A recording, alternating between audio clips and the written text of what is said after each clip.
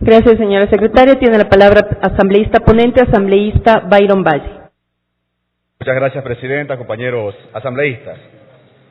¿Por qué hoy, 12 de octubre, cuando se recuerdan los 524 años del inicio de la invasión y la expolición europea de nuestro continente, el Parlamento de Amigos, el Grupo Parlamentario de Amigos de Cuba, les plantea una resolución que exhorta a la terminación del bloqueo de los Estados Unidos de Norteamérica a la hermana República de Cuba y exhorta también a la inmediata entrega de la base nacional? Primera, porque la 71ª Asamblea General de las Naciones Unidas, que se desarrollará en los próximos días, tomará una resolución respecto del bloqueo, y como asambleístas ecuatorianos, amigos de Cuba, respetuosos del derecho internacional y convencidos de que todas las naciones somos iguales, exhortamos al gobierno de los Estados Unidos de Norteamérica a que de una vez por todas termine con el ilegal, injusto e inhumano bloqueo y termine con la ocupación de la bahía de Guantánamo. Segunda, porque consideramos que la lucha por la independencia y la autodeterminación iniciada por nuestros héroes Espejo, Bolívar, San Martín, Sucre, Olmedo, Villamil, Antepara, Calderón y muchos más por los años 1800, ahora la debemos concluir. Debemos apostar por la segunda y definitiva independencia. Somos naciones consolidadas que no necesitamos tutela.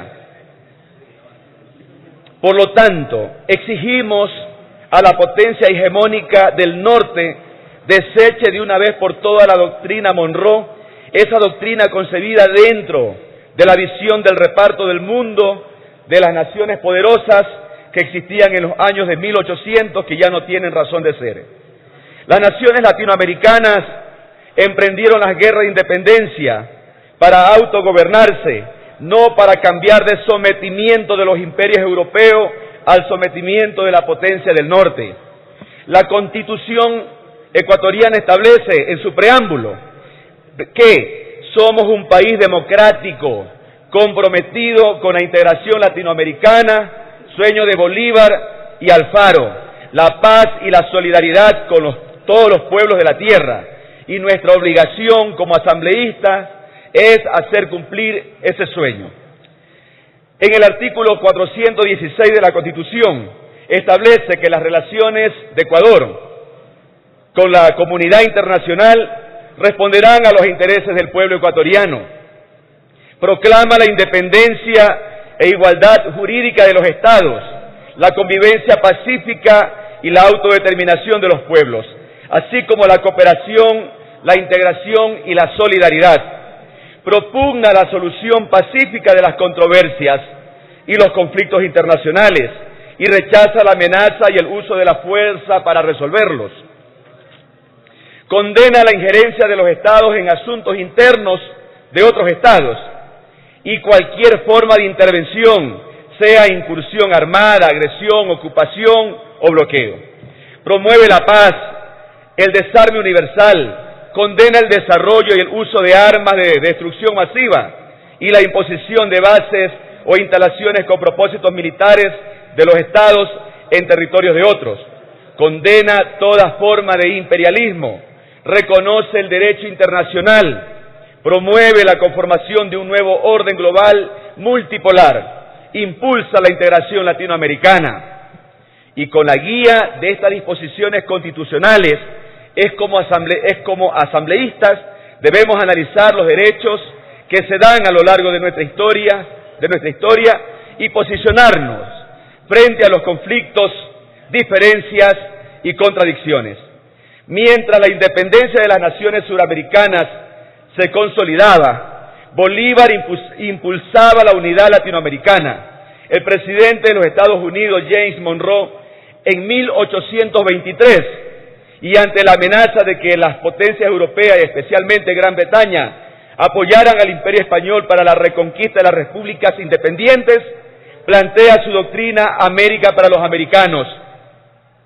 Y esta doctrina ha determinado la relación entre los gobiernos de los Estados Unidos de Norteamérica y los gobiernos de las naciones latinoamericanas para ya casi 200 años, con el interés de sobreexplotar nuestros recursos naturales, nuestra tierra, nuestro subsuelo, con el interés de sobreexplotar a nuestros hombres y mujeres.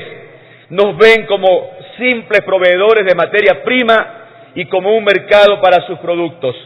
Nunca se plantearon una relación entre iguales y este momento, compañeros, es hora de decir basta. La Organización de los Estados Americanos de ninguna manera es producto de la concreción de los anhelos de unidad latinoamericana de Bolívar, como reza en su presentación. No tiene como antecedente el Congreso americano convocado por Bolívar en Panamá en 1826. La conformación de la OEA responde a la lógica de la política de Estados Unidos para con Latinoamérica, definida por Monroe en 1823.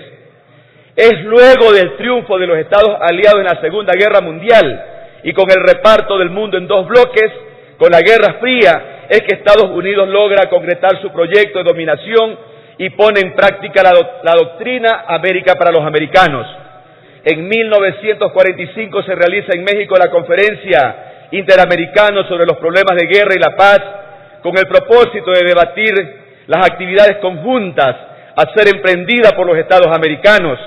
La Conferencia Interamericana para el Mantenimiento de la Paz y la Seguridad del Continente, reunida en Río de Janeiro, Brasil, en 1947, adoptó el Tratado Interamericano de Asistencia Recíproca con el fin de asegurar la legítima defensa colectiva ante un eventual ataque de una potencia de otra región y decidir acciones conjuntas en uso de un conflicto entre dos estados partes del tratado. En 1948 en Bogotá, Colombia, se suscribe la Carta de Organización de los Estados Americanos, el Tratado Americano de Soluciones Pacíficas, la Declaración Americana de los Derechos y Deberes del Hombre y el Convenio Económico de Bogotá, que se propuso fomentar la cooperación económica entre los Estados americanos, pero que nunca entró en vigencia. La Carta obliga a las partes a resolver las controversias entre los Estados americanos por medios pacíficos y enumera una lista de procedimientos a seguir: buenos oficios, mediación, investigación, conciliación, arbitraje. Tiene su sede en Washington, los Estados Unidos. Sin embargo, el 29 de enero de 1954, en la 10ª conferencia de la OEA en Caracas, el gobierno de Guatemala denuncia un complot orquestado desde los Estados Unidos para su derrocamiento. La conferencia no acoge la denuncia. El gobierno legítimo, democrático y progresista de Jacobo Arbenz impulsaba una reforma agraria que la transnacional United Fruit Company, con grandes haciendas y otros terratenientes, rechazaban. Estaba en juego los intereses de empresas estadounidenses. Era necesario aplicar la doctrina Monroe. El 27 de junio de 1954, Arbenz es obligado a entregar el poder a las fuerzas invasoras de Estados Unidos y al ejército títere, que era parte de la conspiración. El 31 de enero de 1962, en la 8ª reunión de consulta de ministros de Relaciones Exteriores de la OEA, en Punta del Este, Uruguay, se resuelve expulsar a Cuba porque su gobierno oficialmente se ha identificado como un gobierno marxista-leninista, porque es incompatible con los principios y propósitos del sistema interamericano. No les interesó que la revolución cubana era un proceso político y militar soberano que buscaba superar los siglos de explotación y la dominación de la isla. La expulsión de Cuba fue aprobada por el voto de los Estados Unidos y de los 14 gobiernos americanos. Ecuador y otros 5 países se abstuvieron en esa votación. La expulsión la justificaron con alineamiento de Cuba en plena Guerra Fría con la Unión de Repúblicas Socialistas Soviéticas y las democracias populares de Europa de Este. El bloqueo es producto de la aplicación de la doctrina Monroe. La ocupación de la Bahía de Guantánamo es producto de la aplicación de la doctrina Monroe. Ya basta, compañeros. Construyamos una nueva forma de relacionarnos entre iguales. Ese deseo de relacionarnos entre iguales como naciones fraternas es lo que inspira la resolución que hoy planteamos y que invitamos para que favorablemente apoyen esta resolución. Muchísimas gracias, compañera presidenta, muchísimas gracias, compañeros asambleístas.